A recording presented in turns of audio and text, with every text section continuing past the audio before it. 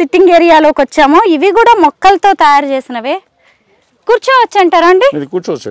ఇవన్నీ అక్కడ డిజైన్ చేసిన వాటిని రెడీమేడ్ గా తెచ్చేసామండి. ఇవన్నీ మేము చేసినవి కాదు, ఇవి ఏదైనా సరే అక్కడ చేసినవి చేయిస్తారు. మీరు కొన్ని చెప్తారా ఐడియాస్? లేదండి, ఇప్పుడు ఆల్రెడీ ఉన్నాయే మేము చేసాము. తర్వాత కొన్ని నేను ఐడియాలు ఇచ్చాను, కానీ ఆ ఐడియా వచ్చేసేసి ఇంప్లిమెంట్ అయ్యడానికి ఇది వచ్చేసి దాదాపు 20 సంవత్సరాల క్రితం చేసింది ఇది.